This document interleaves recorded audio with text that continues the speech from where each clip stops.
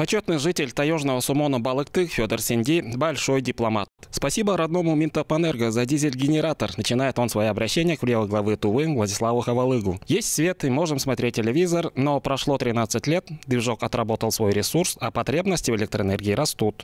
Владислав Тавричтаевич сказал, что республика скоро получит новые дизеля. Их уже везут, и один из них по его поручению должны передать нашему поселению. Село Тал находится в труднодоступном для наземного транспорта местечке Сумона Балыкты. Своими силами сельчане возвели здесь помещение школы, совмещенное с детским садом. Рядом здание ФАПа, которое без света и воды простаивало несколько лет. Строятся и новые жилые дома. С появлением более мощного дизель-генератора все эти объекты будут обеспечены главным – надежным электроснабжением. По поручению главы в этом году запланировали поставку нового генератора мощностью 30 киловатт.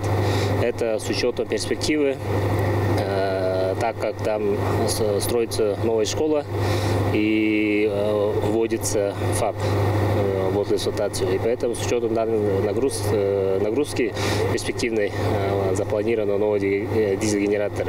И срок поставки уже в сентябре.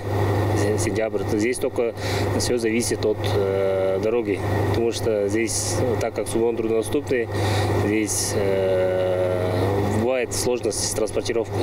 В селе около 3 десятков будущих первоклашек и дошколят. Программа «Максимум» местных властей при поддержке правительства сдать школу до 1 сентября. С приездом главы республики наметился и четкий план по дальнейшему вводу здания ФАПа.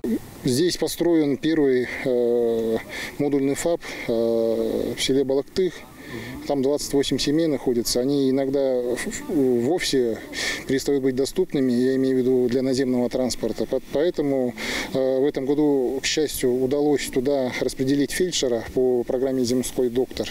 Но, опять же, остается вопрос по поводу оснащения ФАПа, который, опять же, на мой взгляд, нужно решать. Терехоль – это прекрасный край, чистый воздух и люди, привыкшие своими силами справляться с трудностями, отметил главы Тувы после общения с жителями Кажуна. Живут в таких суровых условиях, но я так посмотрел, в общем, очень старательные, у всех есть скот домашний, не бедствует. Это значит, от человека зависит, да, прежде всего, как он будет жить. Зарождается новый населенный пункт, деревня, можно сказать, да, вот. Собственными силами построили школу, вот, почти идет вся работа к концу. Будем надеяться, что даже в этот учебный год уже дети могут сесть за парты. По поручению Владислава Хавалыга, министра строительства, здравоохранения, взяли на особый контроль вопрос обеспечения села Тал строительными материалами, кадрами и медицинским оборудованием. Далее работа команды правительства продолжилась в административном центре Кажуна, селе Кунгурту. Об этом смотрите в наших следующих материалах. Мадр Сандан, Азамат Ачур, Тува 24.